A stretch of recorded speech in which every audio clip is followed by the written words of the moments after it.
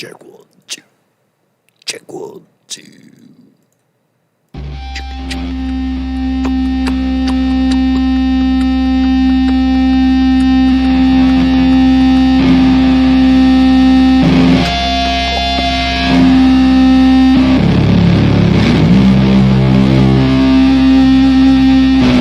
Great reports from the doctors. This is an incredible hospital, Walter Reed. The work they do is just absolutely amazing, and I want to thank them all. The nurses, the doctors, everybody here.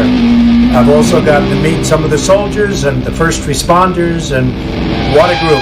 I also think we're going to pay a little surprise to some of the great patriots that we have out on the street, and they've been out here for a long time. They've got Trump flags, and they love our country, so I'm not telling anybody but you, but I'm about to make a little surprise visit, so perhaps I'll get there before you get to see me. But I just, when I look at the enthusiasm, and we have enthusiasm like probably nobody's ever had. Our people that love the job they're doing, we have more enthusiasm than maybe anybody. So it's been a very interesting journey. I learned a lot about COVID. I learned it by really going to school. This is the real school. This isn't the let's read the book school. And I get it, and I understand it, and it's a very interesting thing. I'm going to be letting you know about it. In the meantime, we love the USA, and we love what's happening. Thank you.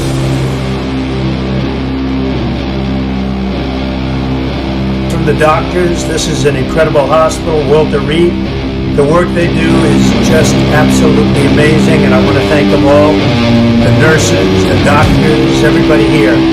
I've also gotten to meet some of the soldiers and the first responders, and what a group. I also think we're going to pay a little surprise to some of the great patriots in the world.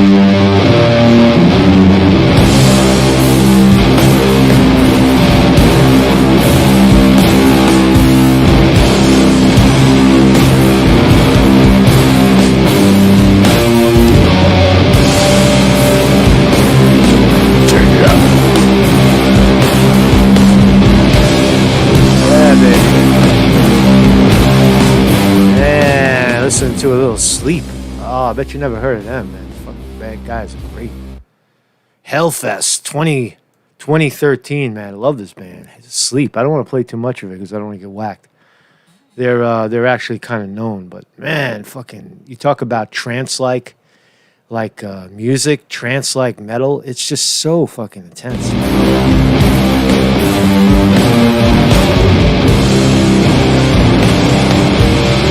Oh yeah. That's the old school rock. It's just trance-like. There's no vocal. It's just so fucking good, man. I love it, man. So good morning, everybody in the chat. Marcus Conte reporting. How are you, man? How's everybody doing, man? I'm doing fine, right? Everybody thinks I'm dead or something. I got beat up, or hey, fucking got a viral video, right? That viral video, a little stupid 2-minute video of some asshole, some cunt, sticking masks in my face, and we made a shower of masks, a mask shower. I could have got more of it, but I got what I got. Right? I was minding my own business, filming the art. So I'll talk about that. I'll show you what's going on. But most importantly, more importantly than my little altercations on the street, is that the president of the United States has been ejected from the hospital. He is out. He is out on the street. Donald Trump is out on the street and back in the White House doing his thing. He's back at work. Whoa, that pisses off the liberals because he's not supposed to get well. He's supposed to get sicker and die. And then we could say, look, see, Trump. So there's a lot of hysteria, man. It's really this mask thing is really fucking crazy.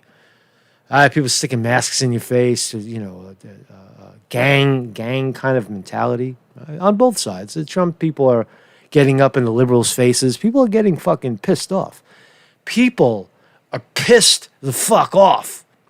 But what's brilliant, and I think Trump has the Trump card once again. If Trump plays this right, it'd be spectacular, because Trump is in a position to look out into the cameras and say, I had COVID-19, and you know what? It wasn't that bad. Now, given Trump was taken to a luxurious hospital, a six-room suite at the military hospital, and he was given every kind of proper medication, every kind of advanced medication, Redazivir, and all this fucking shit that they're pumping into him, all this experimental shit. And but most people are told, when you get sick, go home, stay home, and only if you feel like you're dying, you can't breathe, then go to the emergency room. Check yourself into the emergency room. So there's a bit of a different treatment there. And hey, listen, man, if you can't treat the president of the United States, the number one executive in the country, like that, for the good of everybody, then who are you going to treat like that? What are you going to do? Give that kind of treatment to everybody, that kind of treatment to the poor? It does create a little concern, I think, that the president, Trump, is being, treated spectacularly, while most people are told to go home. So we'll look at all that stuff. And what else? We'll hear Trump in his own words. Got some video from Tony Yao out in the Trump rally in California. I'm going to play that for you, man. It's good stuff. Trump apparently tested positive days before the world actually found out about it. So we'll get that. And I'll give you a little background into my my clash with the lunatic left out on the street, and in front of an art fucking I don't know what, right? Some kind of art shit. I'm filming that. I'm sitting there minding my own goddamn business, right?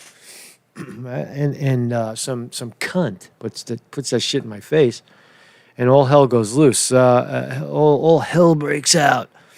There's a couple of counter protests that I want to look at. What else? NYPD on the rampage here, ramping it up in New York City.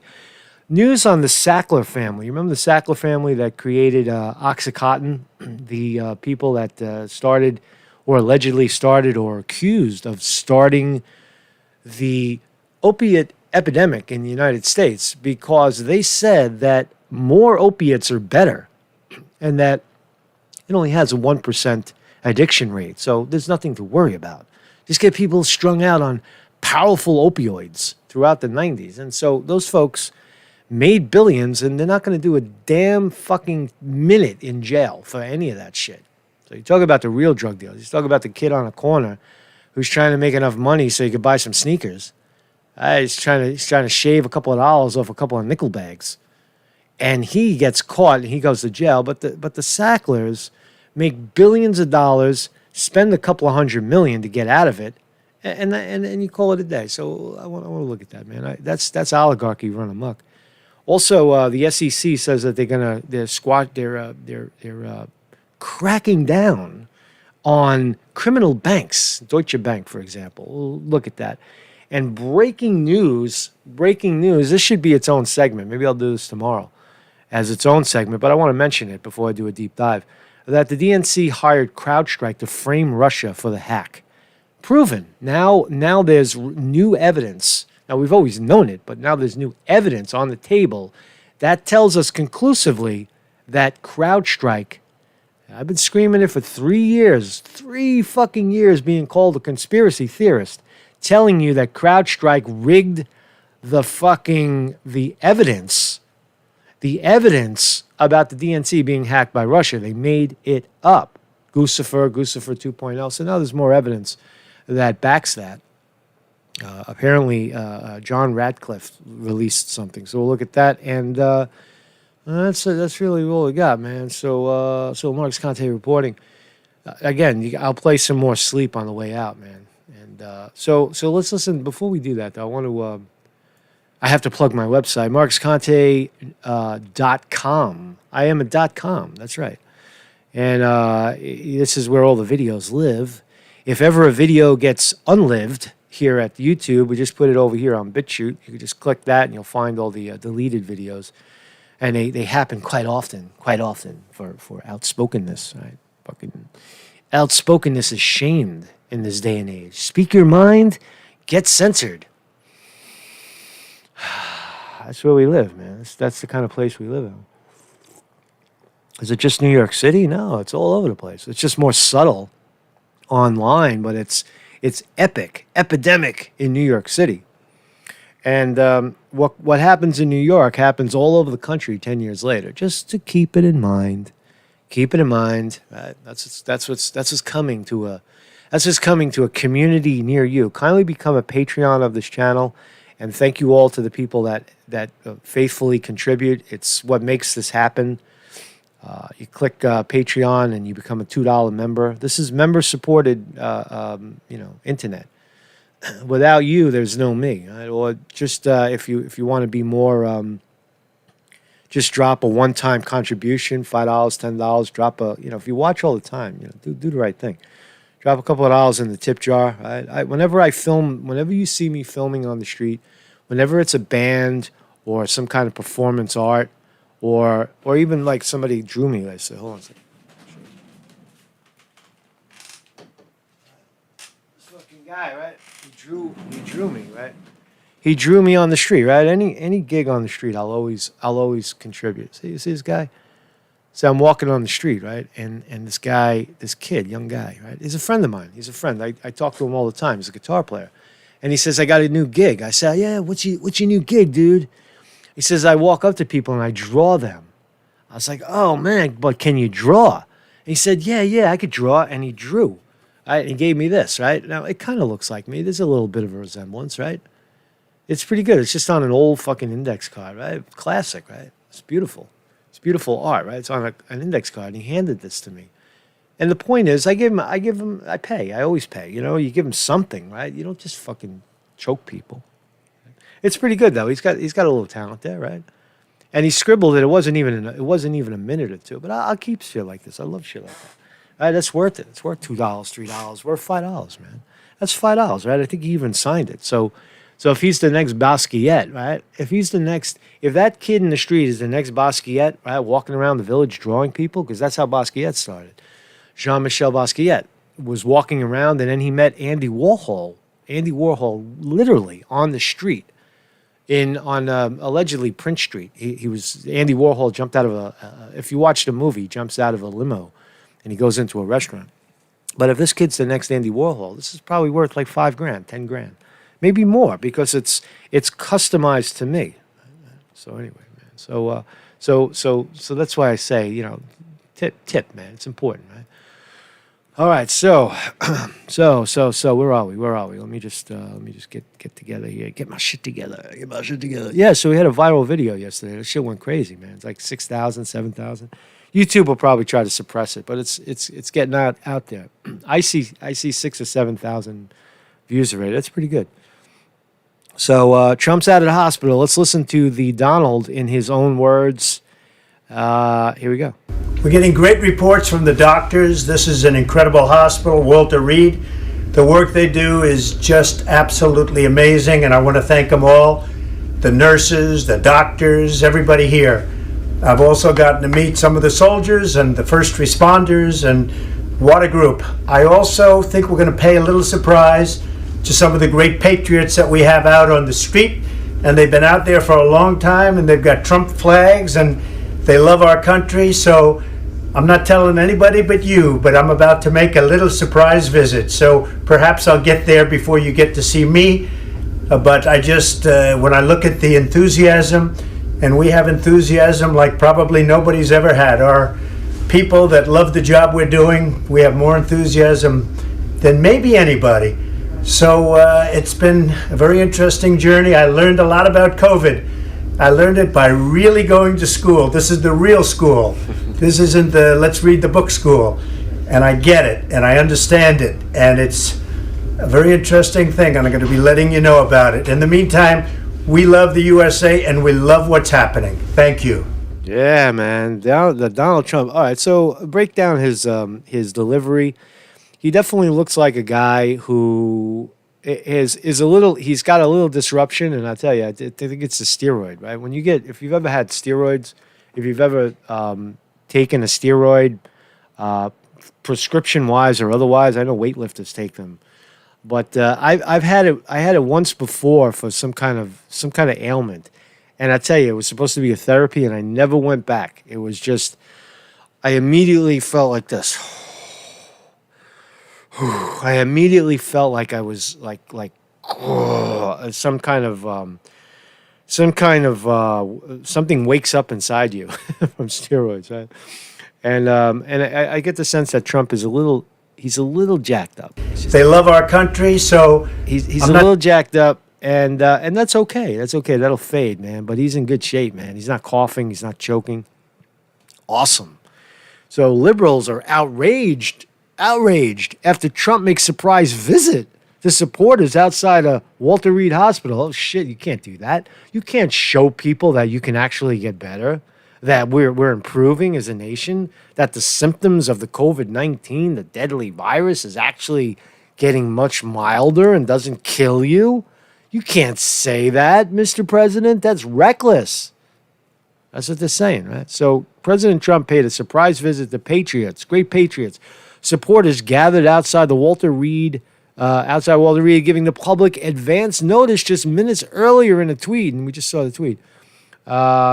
So let's see. So here's Trump. Motherfucker is driving down. Here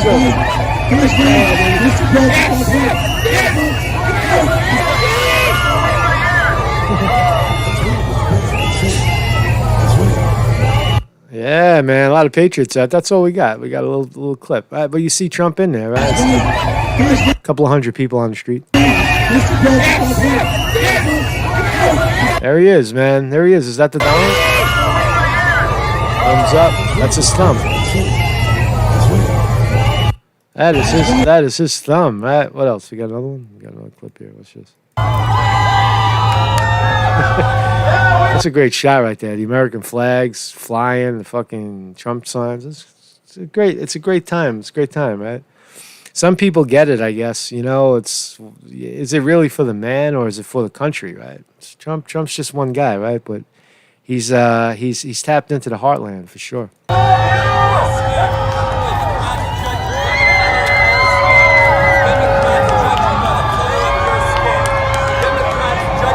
Raymond Duncan says, "Is it him or is it a stunt double?" I think it's him. I think it's him. Why not? It's because it's unadvertised.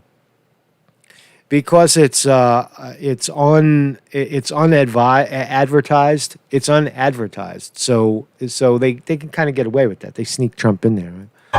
But usually you're right. You don't see him waving out the window. That's kind of rare. Right? Yeah. So that's Trump leaving. What else we got? Oh, here's one more. That's Trump driving by his supporters outside of Walter Reed Military Hospital.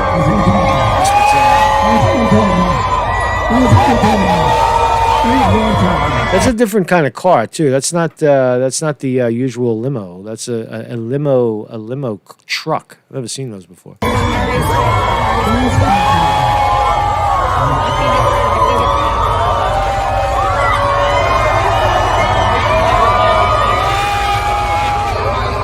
Yeah.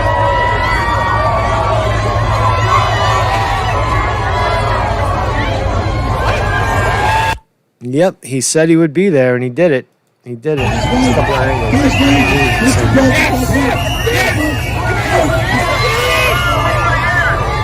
It's the same one. So people tweeting this shit all over the place. That's the same shit. What's this? That's an advertisement. La la la la la la la la la. The presidential SUV is not only bulletproof, but hermetically sealed against chemical attack. The risk of COVID-19 transmission inside is as high as it gets outside of medical procedures. The irresponsibility is astounding. My thoughts are with the Secret Service forced to play. Some dickhead doctor says.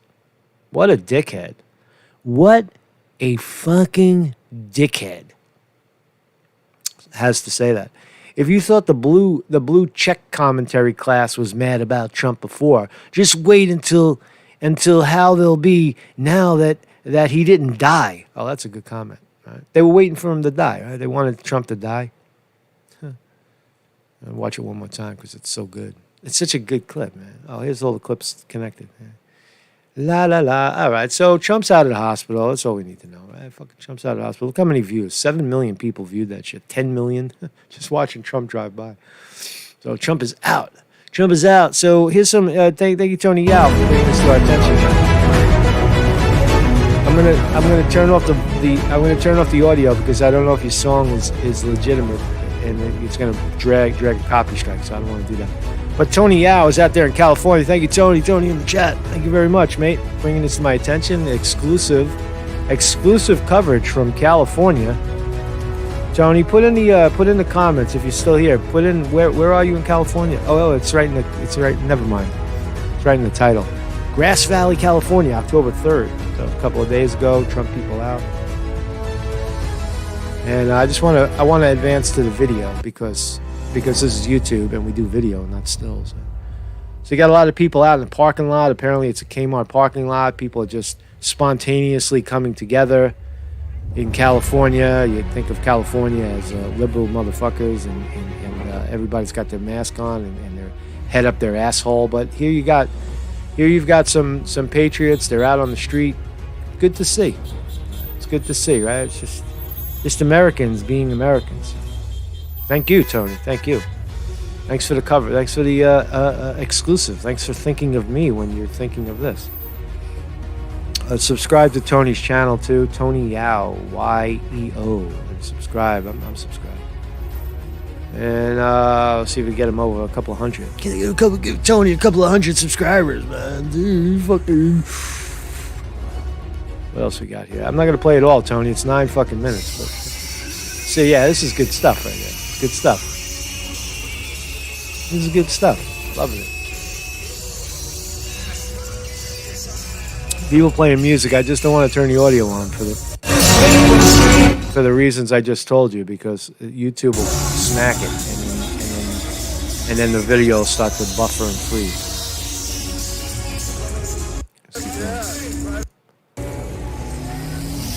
So they're just, they're talking to the people in the crowd. It's mostly, so let me see.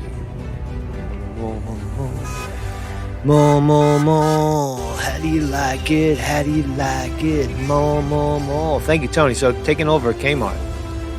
They are taking over a Kmart here in California. Thank you, Tony Yao. Tony Yao in the house, right? So this is interesting too. Here, don't tell anyone. Trump didn't disclose initial positive COVID-19 test results.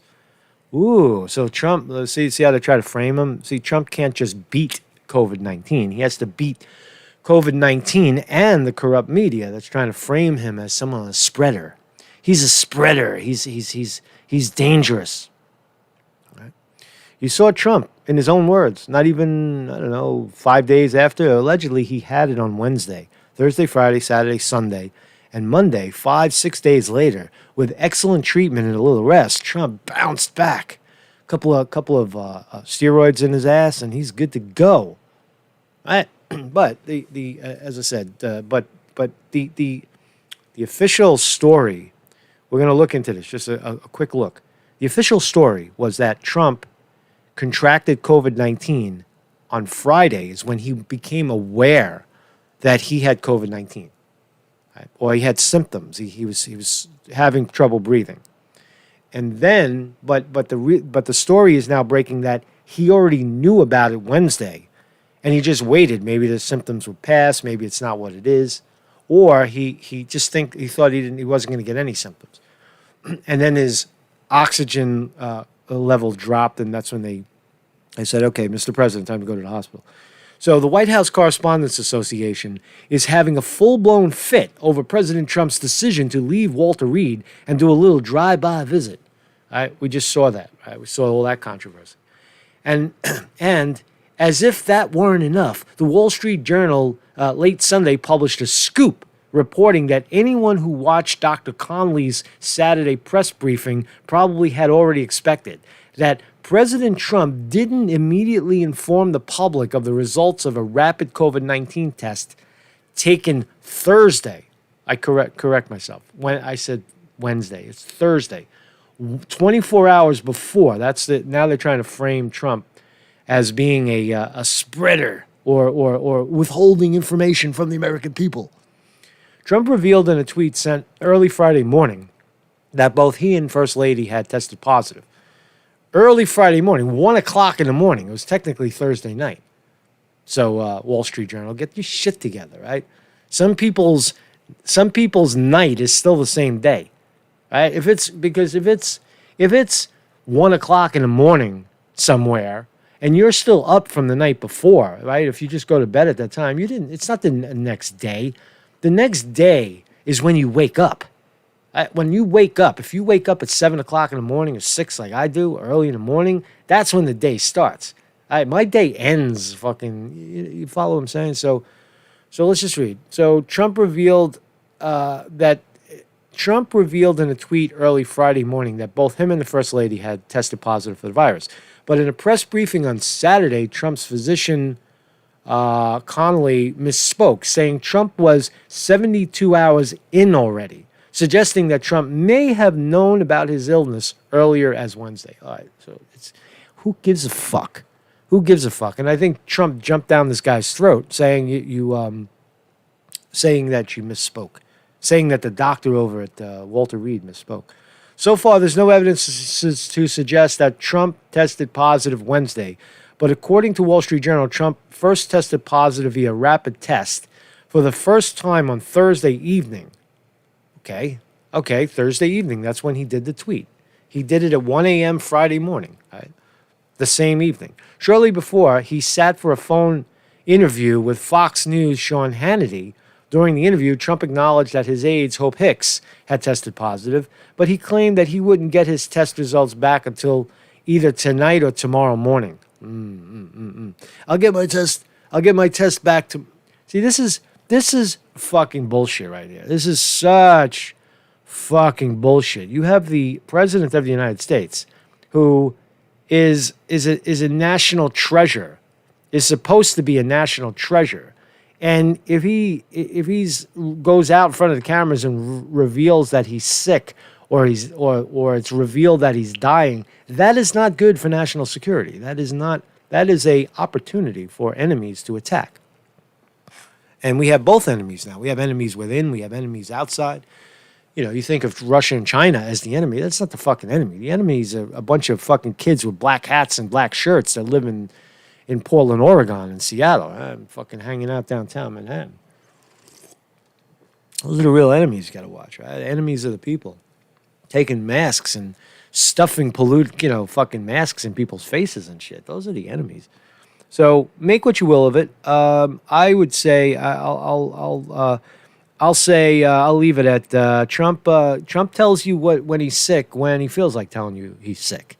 All right, and if you don't like it, go fuck yourself. Try to spin a story about the president didn't disclose his condition early enough for you, and it's some kind of rule. You see the rule right here that says you have to tell us exactly what's going on, or you're a sham and a ripoff, and we're going to smear you before the campaign. Wall Street Journal, go fuck yourself. All right, go fuck yourself. So on that note of telling people to go fuck themselves, yesterday I was out. If you know where I am, I'm right on 8th Street, Cooper Union. I shoot there all the time. I sit there. I eat my lunch. There's a Japanese store, Japanese grocery store that I go in there and I get this rice, and it's like it's got seaweed around it, and it's infused with with all kinds of stuff like plum and sometimes avocado and what's that fucking shit? The wasabi. Oh, I love wasabi, right? So I'm sitting there eating my stuff, right? I'm minding my own business. And I see this art thing, right? What is it, right? It's a sand trap. It's a woman in sand. And she was leaning in such a way that it was like, it didn't seem real. It didn't seem like it was a real person. And then I said, oh, she's standing in sand, so she has support. So I decided to sit down and film, minding my own business, right? Does everybody have a mask on? This gentleman's sitting in the table. He don't have no mask on. Nobody's bugging him, right? But I, of course I'm not wearing a mask because I never wear a stupid mask outside. All right? And so this is what happened, right? And I'll tell you, I'll give you the thank you very much. Hi, what are you doing? Fucking sit out of here. I'm sitting there, and that lady right there says, would you like a mask? I said, no, thank you, I'm good. And she puts the masks in front of the camera. And that's my hand, right, showering. It's a good shower. Hi, what are you doing? Fucking sit out of here. Fucking shower of masks. That was pretty good. Why are you sticking that shit in my face? What are you, crazy? What are you, crazy? Get the fuck out of here. Somebody points out I'm using foul language with a kid's car there. Well, you know what, man? Take your kid and if your kid can't handle what's going on in the world, take the fucking kid home, man. That's what I say to that. Kids are fine. Right? Don't worry about the fucking children. Worry about yourself. I told you get the fuck out. And now she keeps being persistent, like she owns the joint, like she's in charge of the street. Now, this is out on the street. This is a public square, and they have their stupid art gallery, their stupid art exhibit in a public square. If you don't like that, if you don't like the public in the public square being public people, don't fucking go home. Stay home. Right? Out of here. Don't stick anything in my face or I'll tell you get the fuck out of here. You're spoiling the art.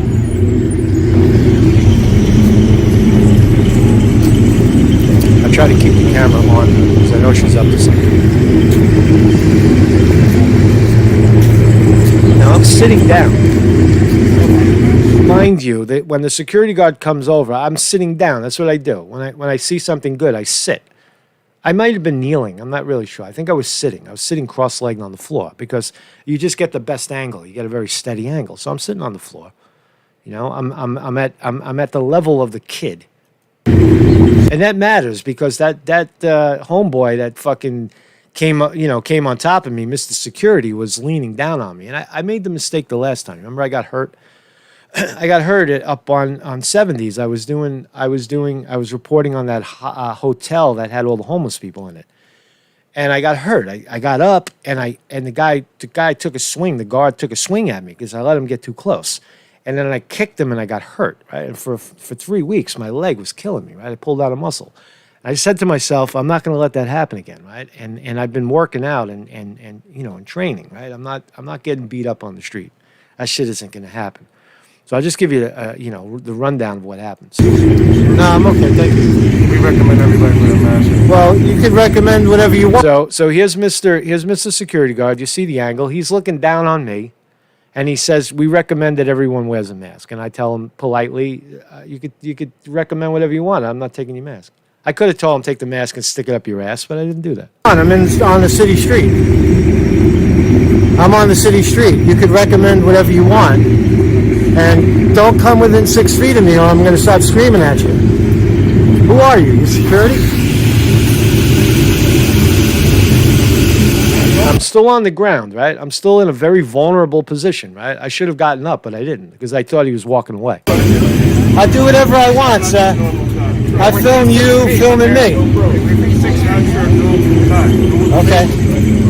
What? All right. Get the camera out of my face, please. Right. So now he's getting very aggressive. I'm sitting there. He's within 8 inches of me. He's looking down on me. So I spring to my feet. Right. I did the right thing. I spring to my feet. All right. What? All right. Get the camera out of my face, please. What are you going to do? You're going to beat me up? All right. So that was aggression, right? Am I wrong to say that when someone is looking down on you, get the camera out of my face? Get your mama out of my face. It's right up there with get your white privilege out of here. I'm surprised he didn't say that because then he'd have a lawsuit on his ass in a second, right? So I spring to my feet because I don't want to get fucking punched or kicked, right? I don't want to get kicked. I'm in a vulnerable position. So I jump to my feet, and now you don't see me, but I'm ready to fight this guy. I put on the posture of I'm going to kick your fucking ass, right? You're looking down on me, right? Is this the right way to handle things? What do I know? I just know how to survive, right? I'm in survival mode right now because I'm way outnumbered. Is security going to beat me up? Is that what you were going to do? You're going to intimidate me and beat me up? Oh, that was interesting. I didn't realize that I walked right past the lady. Oh, there she is. Is security going to beat me up? Is that what you were going to do? Ah, I looked right in her face. I didn't even notice that. Hey, what's up, cunt? Ah, cunt. Cuntly. You're going to intimidate me and beat me up? I will kick your fucking ass. Now, I said I would kick his ass, but that's figurative, right? I'm not going to kick his ass. I'm going to kick his ass if he tries to kick my ass. That's all. If he would have put his hands on me, he was going to get an ass kicking. Sir, no doubt about it. Sir, you want to beat me up? Was that hi? And who the fuck is this guy? Who the fuck is this guy coming from out of nowhere with a suit and tie, cheap suit on a Sunday morning? Why are you wearing a pink fucking tie and a vest? Dude, people don't wear vests anymore. You're an idiot. Who are you? Bounce. Who are you? Spin off, dude. Why don't you bounce? He's an old school black. Somebody don't like bullies. Somebody don't like bullies. I'm the bully. I am the bully. How dare you, you idiot? I'm the bully. I'm sitting there. And here's another one. Right? Who the hell is this guy? Talk to a lady like that. You don't talk to a lady like that. What lady? Where's the lady? What lady? That lady sticking shit in my face? That's a lady? That's not lady action, right? Okay. Dead Game says it's Tupac Shakur. Could be. Right? I thought he was dead. So I backed off. There was one other exchange that I want to tell you that was pretty funny, right? Right after it was over, right? I shut the camera off and I walked over to the security guard. I say, you know what, man? You know what? That was fucked up what you did, right? You were leaning down on me, and I want to tell you what started this whole thing, right? And he started to jaw me again. So it got loud one more time, and I didn't have the camera rolling. And I told him, you know what, man? You're a clown. And you know what? Now you know what I do. Right? I know what you do. You're a security guard. And now, jerk off, you found out what I do. Right? You stepped into my shit. And now I'm going to exploit you and make you look like a fucking monkey, right? An idiot. Right? And I said, I think I did it, right? So I'm right off the guy's face. And, well, anyway, it just felt good to tell him, that's what I do. This is what I do. What do you do? I do this. Whatever this is. So anyway, man. So Marc's Conte reporting. Good morning, everybody in the chat. I like to give a little background because you see the video and you don't know what the fuck is going on, right? But it's in fairness and in reality, it's scary because I'm outnumbered. And I know how to handle myself, right? Because this is my city, this is where I'm from. I'm not gonna roll over to a bunch of idiots, right? The next thing, if it would have got really fucking crazy, I would have knocked over the sand castle, right? That could have been wild, right? Fucking knock over the sand castle, start breaking shit, right? Knocking over tables. Oops, I'm sorry, you pushed me into the sand. You pushed me into the sand, lady. Knocked the. It could have got really messy, but this is how you handle yourself. Don't get pushed around. Don't let people. There's no law. You want to stay 6 feet away? Stay 6 feet away. Why are you leaning down on me? Get the fuck out of here. So there's more. It's just not an isolated situation. Here's counter protesters shoved by the neck at Staten Island Trump rally. So right here in good old Staten Island, here's a couple of patriots having a problem with some jackoffs. Let's watch. What? This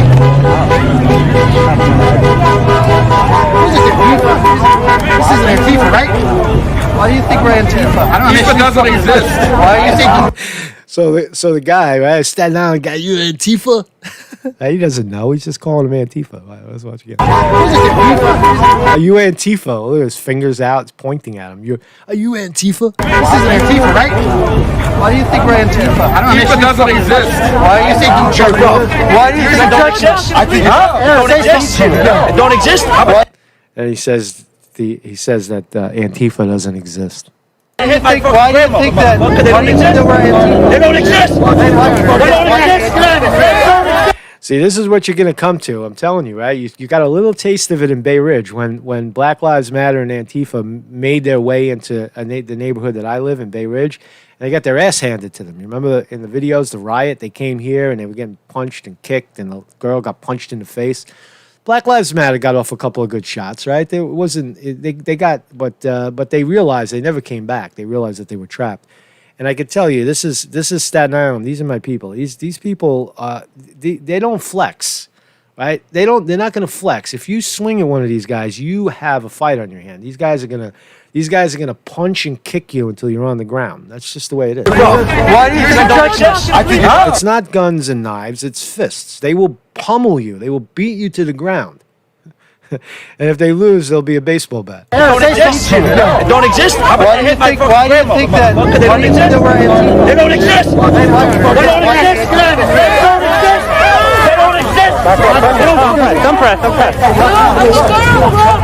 I'm a girl. Don't touch me. Henry, get in this. I am for Trump. What's wrong with you? You need to Trump supporter. Hey, this guy can't grab you by the neck. We're here to do art. Come on. Now you like That should not be legal for you, sweetheart. As our speaker said earlier, in such a short time, we're acting like it's normal to say, I'm a socialist, vote for me. Who is right? And let us get out. You lose points when you say that because politically, socialism, communism, capitalism, it's all a mush right now. You go down a point when you say that. There and vote. What this election is all about is for getting your friends, your family, your neighbors, anyone you got, bring them to that booth. It's very important. And just earn an honest living. To raise a family, the right to educate your children, to be able to play with your children in a park, provide a safe home for the family, and live in a peaceful. We hadn't appreciated that much, but today we realize it. Let me remind you and ask you just a few simple questions and see if you remember. Do you remember when? Do you remember when you could just... These Democrats today, they're not the Democrats in your mom and dad's life. Democrats that once stood for the union, supported the police and first responders, the Democrats that one time supported the working middle class, the Democrats that... Now, there's, Staten Island's a lot of gangsters, a lot of... Who is right? Right to educate you. And I just wanted to say that that it is ironic. There is an irony in that the same people... that's a black dude, right? It's not color, right? I forgot what I was going to say. That a lot of the people, I totally fogged out. I fucking forgot what I was going to say. Oh yeah, the Trump people. Maybe it'll come back to me. The Trump people. Sorry about that. I had a brain freeze. So anyway, but that's what I want to say. I got it. The people that are now so pro-establishment, right? The gangsters, the thugs, right? The thugs that are now protecting the country. They once hated the police. They were once the anti-establishment, and now they are mainstream. The thugs and the tough guys are standing with the police. There is an irony to that, right? And it doesn't go unlooked or unchecked in an area like this, where those are the same guys that they hated the fucking police. Hey, fucking cops, get the fuck out of here, cops! And now they love the cops, so because they're on the same team, right? So kudos to the good folks of Staten Island.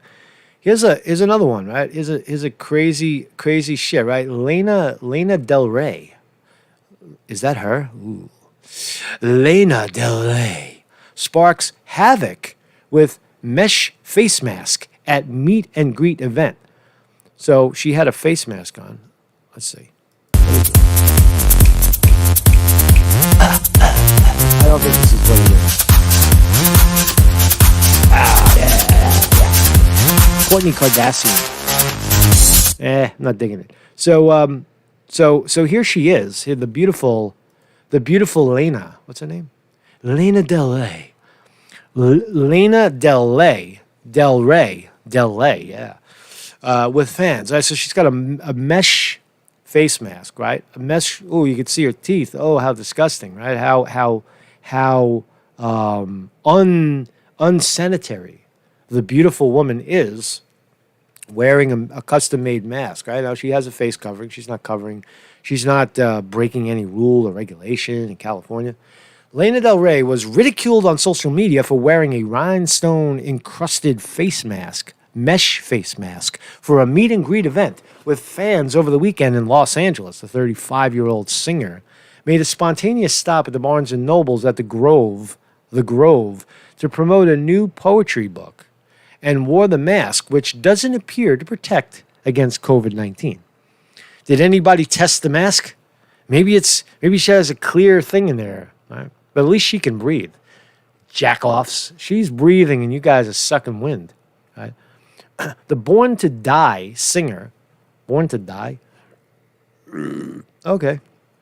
Singer also adorned the mesh mask on the cover of Interview magazine. That's a great shot. Love it.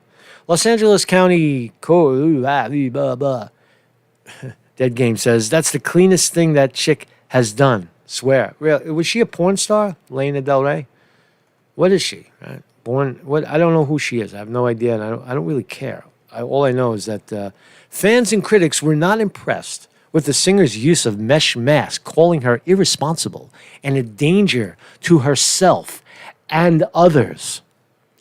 How many of these people believe that? How many of these psychopaths running around with masks on actually believe that the mask is the cure-all, is the end-all to a fictitious virus that right in front of your face is diminishing in power and girth, and has a fractional death rate?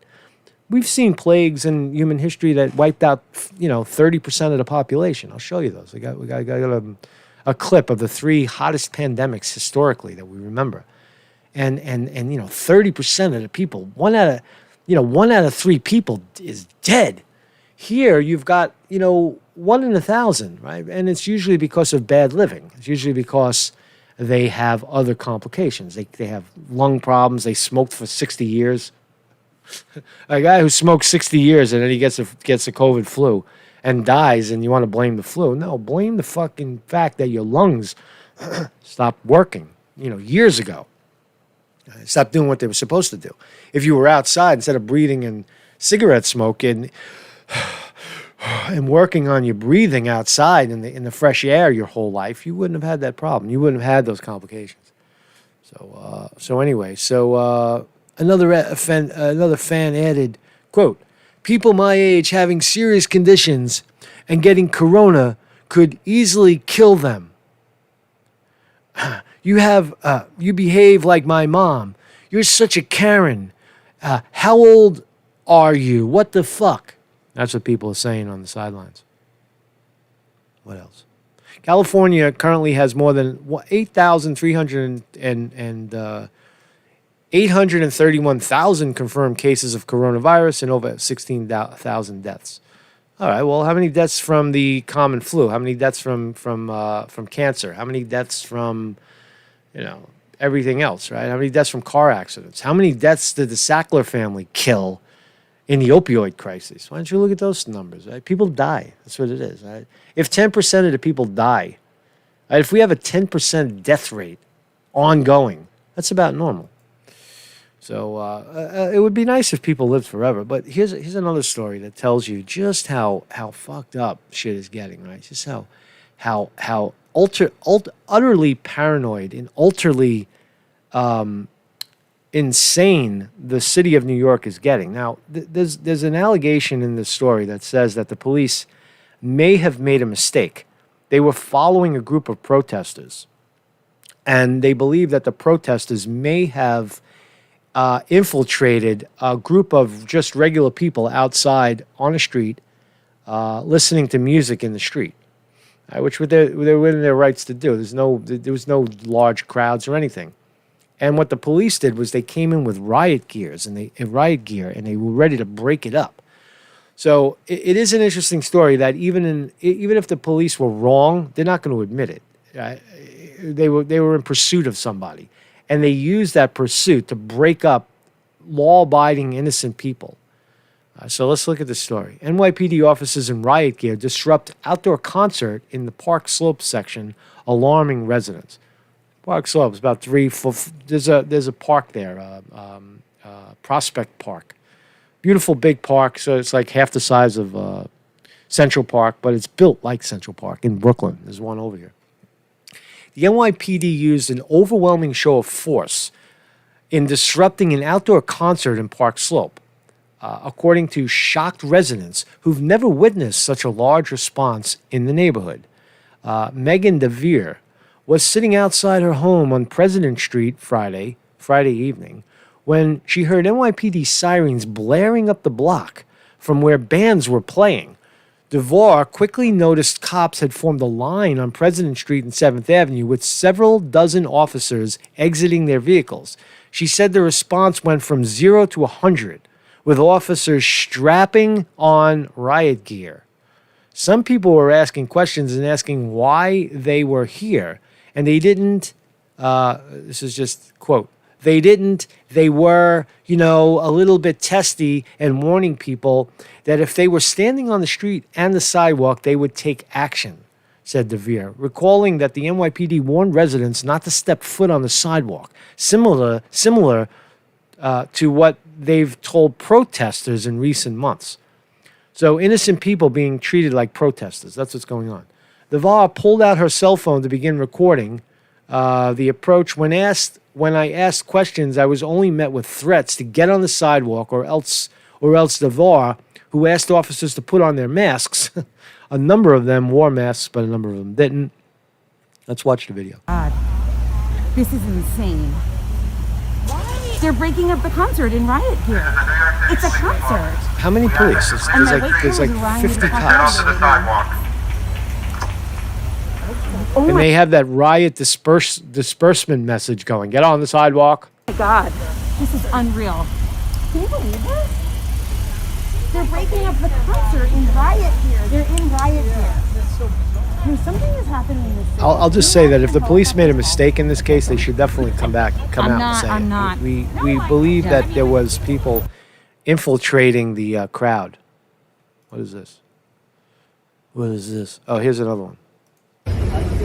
No one's endangering anyone's life here. Their neighbors out listening to music. I'm not talking to you anymore.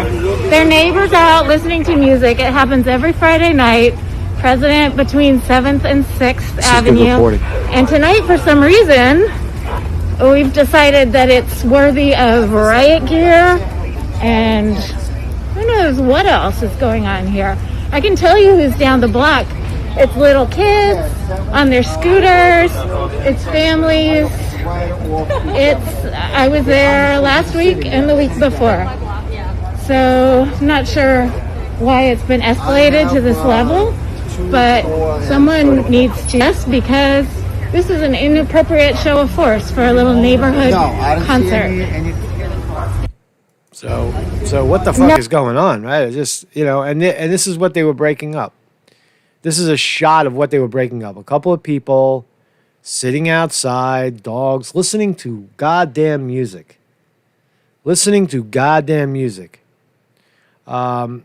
So they responded to what was an over-the-top display of force by NYPD, which used a similar tactic last Saturday. It seems parallel to me. DeVore has lived in the neighborhood for a long time. There's a clip that said that they had been following protesters. The group began, here we go. NYPD spokesman Detective Sophie Mason told Gotham, the newspaper, that NYPD officers were in pursuit of protesters they claim were acting disorderly by knocking at Grand Army Plaza 2 blocks away. That's where the park is. The group began to travel towards 7th Avenue and President Street. In the vicinity, an unassociated group of individuals who appeared to be hosting a block party, claiming that protesters began to block pedestrian and vehicle traffic by blocking the sidewalk. Multiple verbal orders to disperse were issued, and the protesters dispersed without incident. No arrests were made, and no summonses were issued. All right, so you need to go back to those people and say, "We are sorry. You are having a friendly gathering." But you see how accidents happen. You see how accidents happen. The police are in full fucking steam. They want to steamroll you, right? And they want to get the bad guys. They want to get those protesters. And you see how shit could happen. They should have been, the protesters dispersed, but the innocent people are taking the brunt of the protest. So it's just a fucked up story, right? Something to look at. So here in New York City, this is why we think that there's a frenzy going on. Look at all these zip codes. All over Brooklyn and Queens here in New York, they're saying that they're going to zip code targeted for a new COVID-19 lockdown. So they're going to do it again, right? Once people start coughing and sneezing again in flu season, they're going to start locking everything down because they're terrified. They don't want anybody to get a cold. What is this? Oh, the gym is open, the sanitizers. I don't want to look at that. But here's some, there are 9 COVID-riddled neighborhoods. They're all Hasid neighborhoods, by the way. Borough Park. I'll give you the inside scoop. Borough Park, Jew, all Jews. Gravesend, Homecrest, some Jews. Midwood, plenty of Jews. Bensonhurst, Mapleton, lots of Jews. The Hasids. They're attacking the Hasids.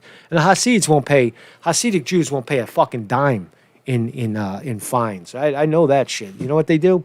When it's time to pay a fine, like they get a garbage ticket or moving violation, they show up with the rabbi, the other rabbi, the high order mayor of the Hasidic community, 5 wives, 25 kids, and they show up and they fill up the room and they say, "What are you doing? What you hate the Jew? You give us tickets. You come to our neighborhood and you give us tickets because we are Jew." Right? And they get that shit with the curls. They get the fucking curls out, right? They get the curls. They come in like this, right? Fucking curls, right? And they got the curly cues, right? I could do that too. I got the hair for a Jew, right? And they come into the courtroom and they say, you hate the Jew. That's fucked up. Right? Jew Gardens, Jew. So anyway, this could be. I live on this corner of Brooklyn. Where else? A couple of zones and. It's right in the middle. It's right in Borough Park. It's like a lot of Hasids, in there. It could be the reason, It could be the reason. I don't know. So let's turn. That's what's going on with Trump. Trump it looks like he's well. He's out. The liberal hysteria is boiling over. They don't know what to do. They got to blame somebody. So anybody without a mask on is now the enemy of the people. If they didn't have their heads up their asses, if they weren't oxygen deprivated, they may look at the right people, the right enemy. Now, you remember this name, the Sackler family? Remember Sacklers? I put away my Jew. Hold on a second. Put away my Jew curls. Jew curls. The Sackler family's plan to keep its billions, right? The Sackler family, they plan to keep their billions of fucking dollars. The Sacklers, remember? Trump administration is poised to make a settlement with Purdue Pharma. Bad Trump. Very bad Trump. This is bad. Bad Trump. Don't give Sacklers a break. They killed 1 million people. You pushing OxyContin on them. Don't give them a break. So, settlement with Purdue Pharma that it can claim as a victory for opioid victims. But the proposed outcome would leave the company's owners enormously wealthy and off the hook for good. When you get arrested, the object is to arrest you and take you out of society and liquidate your funds. But not with rich people. They don't go to jail, and they get to keep their billions of dollars because they're very powerful and they pay everybody off. So this is fucked up. This is a fucked up story. This past January, the Justice Department announced the results of the investigation into Practice Fusion, a San Francisco-based company that maintains an online platform for health records. According to prosecutors, Practice Fusion had created a digital alert that prompted physicians to recommend strong opioid painkillers while meeting with patients. In return for adding the alert, Practice Fusion received a kickback from a pharmaceutical company described in the court papers as Pharma Company X, a federal prosecutor determined, effectively placed the pharma company pushing opioids into the exam room. Long story short, there's a lot of details in this that I'm not going to get into, but Purdue Pharma was instrumental in promoting opioids to regular people as a very, very unaddictive substance that could alleviate so many things. Like, you stub your toe, we'll give you some OxyContin. You have a backache. Oh yeah. That works for that too, right? You're feeling a little blue. Are you feeling a little down? Then our OxyContin works for us. So they were aggressively promoting this drug, right? And it turns out that they're not going to do any time. They're not going to. I don't know where it says that in the article, but it's a long article, and I'm not going to read all of it. But I can't really tell you where it is. But, here's some of the illegals. In fact, Purdue is now being accused of a pattern of misconduct extending well beyond the scheme with Practice Fusion. In a little-noticed court filing by the Department of Justice this summer, federal prosecutors indicated that they had several other ongoing investigations into alleged misconduct by Purdue Pharma. The filing states that between 2010 and 2018, Purdue sent sales representatives to call on prescribers who the company knew were facilitating medically unnecessary prescriptions. The company also purportedly paid kickbacks to prescribers, motivating them to write yet more opioid prescriptions, and paid kickbacks to specialty pharmacies to include them in dispensed prescriptions that other pharmacies refused to fill. Quote, Purdue's alleged misconduct, Justice Department officials maintain, gives rise to criminal liability. But they're not going to go to jail. They're not going to go to jail because they're very, very powerful. It's a long article, and be honest, I didn't read it all. Should have read it all before I start talking about shit, right? It's fucking, that's what you get, man. I should have sat here for an hour and read everything I was supposed to read, but I didn't do it.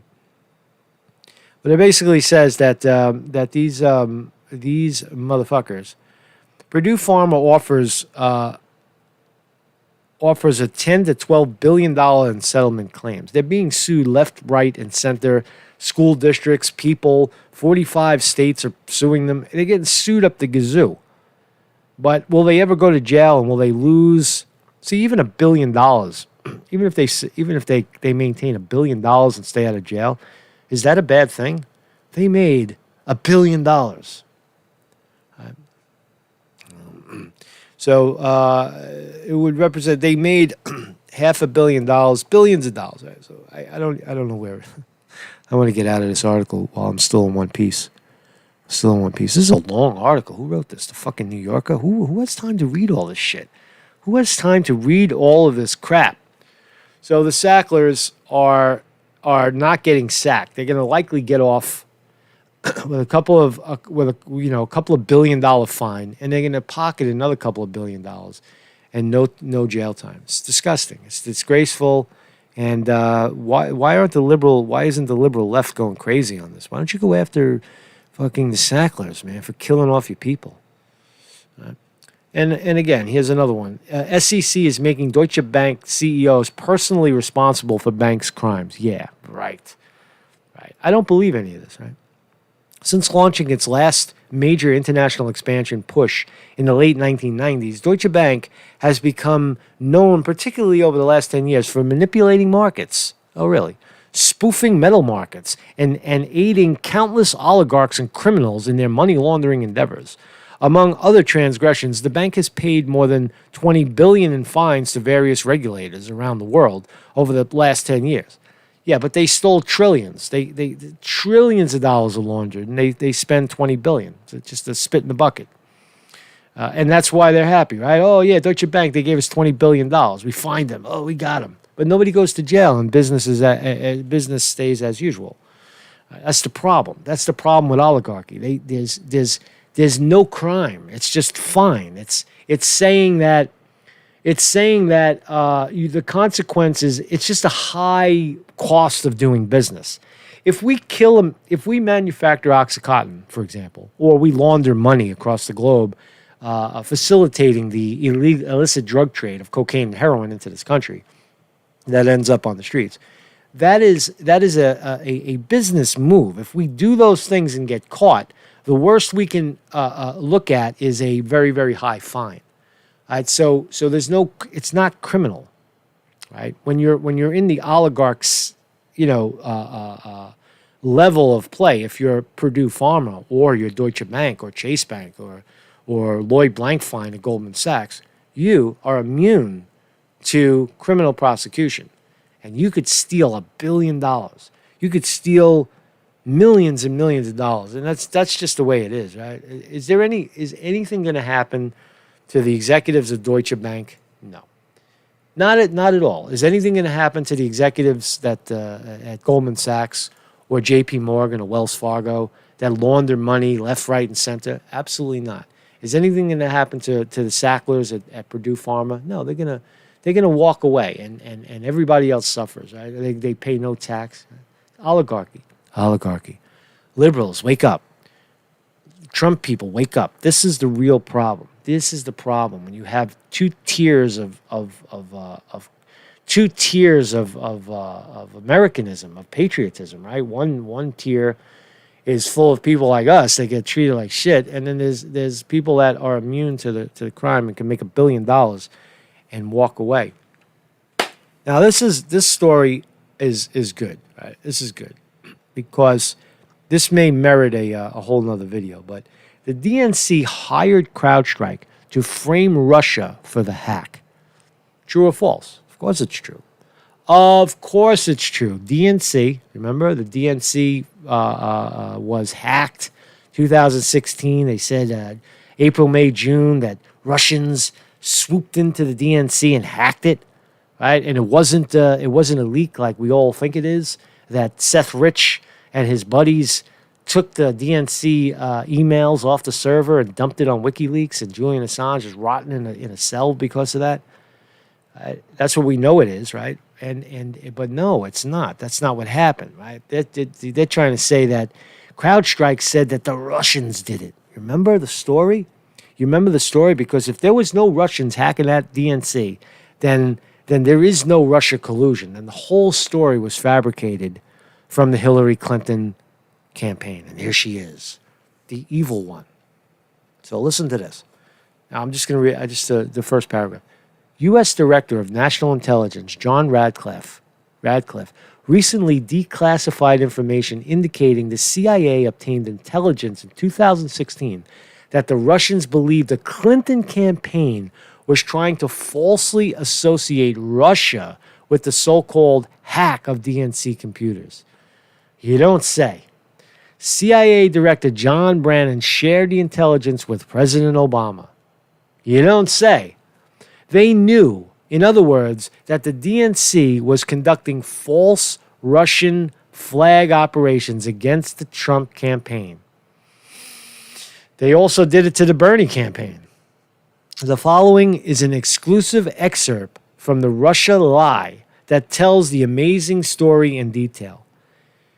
It's just fascinating, right? Is it true? Of course it's true. We knew it all along. On March 19, 2016, Hillary Clinton's campaign chairman, John Podesta, surrendered his email to an unknown entity in a spear phishing scam. This has been called a hack, but it was not. Instead, it was the sort of flim-flam hustle that happens to gullible dopes on the internet all the time. That's not how Podesta's emails hit the market. It wasn't a meaningless fishing expedition. Right. And even if it was, so what? It wasn't Russian hacks. It wasn't Russia invading, right?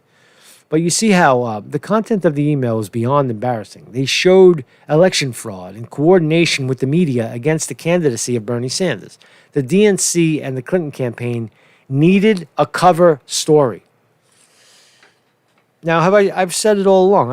You get tired of patting yourself on the back, but if you pay attention and you do this on a daily basis for years, your story starts to, and you stay in the truth, you start to become truthful. You start to become, people look back and say, yeah, Conte said that. I did say it. He said it. Oh, yeah, he said it. He said it, that there was no hack, that the DNC got CrowdStrike to make up the story that it was Russian hacks. They went one step further with the Mueller investigation and actually indicted a bunch of, nameless, faceless Russian guys with long Russian names in Russia. And then when one or two of those Russians actually showed up at court to say, I don't know what the fuck you're talking about, Mueller let them go because they had nothing. They had nothing on them. And it would have opened up a can of worms. So there you go. Evidence from John Radcliffe, declassified information that says there was, in fact, a conspiracy by the Clinton campaign in cahoots with Obama to frame Trump and his administration as a Russian operation. There you go. Right? There you go. Do we believe him? I'd like to see a little more from him. Right? But here's another one. I might cover that again because that's a really good story. I got to go through the whole thing. How 3 prior pandemics triggered massive social shifts. So this was the original trajectory. The original prediction was that the pandemic, having people wear face masks, having people stay away from each other, having people fearful that they are going to die from a deadly virus, a deadly unknown virus, to the tune of every 1 in 3 people is going to die, right, has incredibly powerful effects on a society. And let's look historically, right? Here's how 3 prior pandemics triggered massive social shifts. Before March of this year, few probably thought disease could be a significant driver of human history. Not me. I said it, man. I said it, and when it started to get when they started boarding up the stores and tens of thousands of young people started hitting the streets from out of nowhere, chanting Black Lives Matter, something is up. The isolation, keeping large amounts of humans away from each other for a long period of time, has a detrimental effect. Locking someone in their house is going to have a detrimental effect. So people are beginning to understand that the little changes COVID-19 has already ushered in or accelerated telemedicine, remote work, social distancing, the death of the handshake. I did a whole fucking video on the death of the handshake. Online shopping and virtual disappearance of cash and so on have begun to change their way of life. They may not be sure whether these changes will outlive the pandemic, and they may be uncertain whether these changes are for good or ill. They are for good. This is the new normal. This is stay 6 feet away from each other and wear a mask, not because your breath is deadly. You know, it would be an interesting study if you actually told the liberal left that the masks don't work and that the virus is over. Right? Just tell them that, right? And then let everything go back to normal. And then there won't be a spike in death and illness anyway. It'll just be the natural flu that comes through, like in Sweden, for example. But 3 previous plagues could yield some clues about the way COVID-19 might bend the arc of history. Let's look. So sickness spurs the rise of Christian West.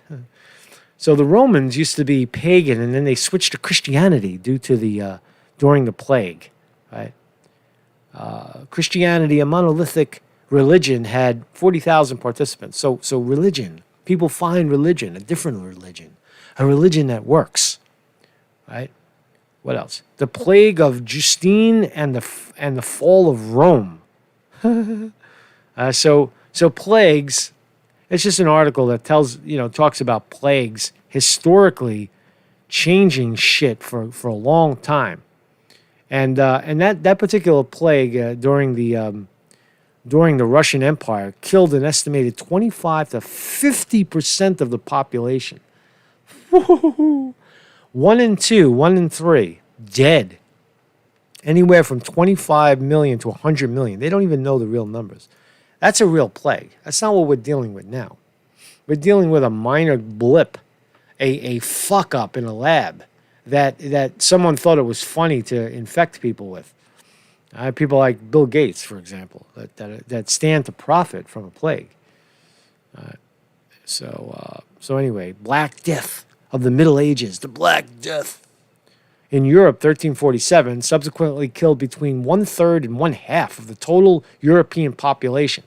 We don't talk about that. 80 million people died during the Black Death. That's racist, man. That's racist. You can't say Black Death. The Black Death. Were they blacks or were they dead? Or were they both? So anyway, there you go, man. Marcus Conte reporting. That's all I got today. I'm starting to get winded, so it's time to get outside into the fresh air, man. Enjoy your life. Enjoy yourself. Enjoy yourself. Trump is out of hospital jail. He's out.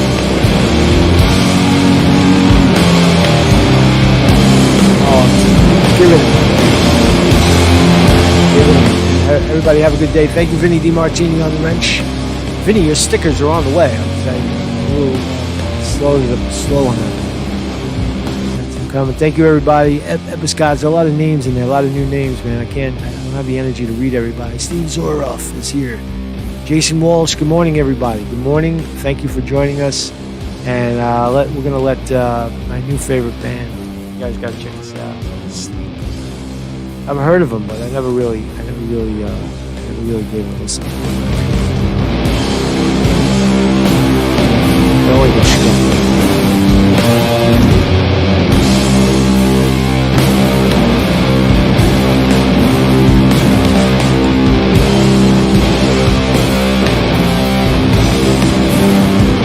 It's like hypnotic metal. Hypnotic.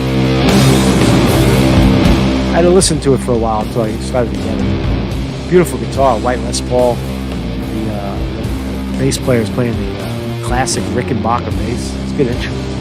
Marshalls, orange amps.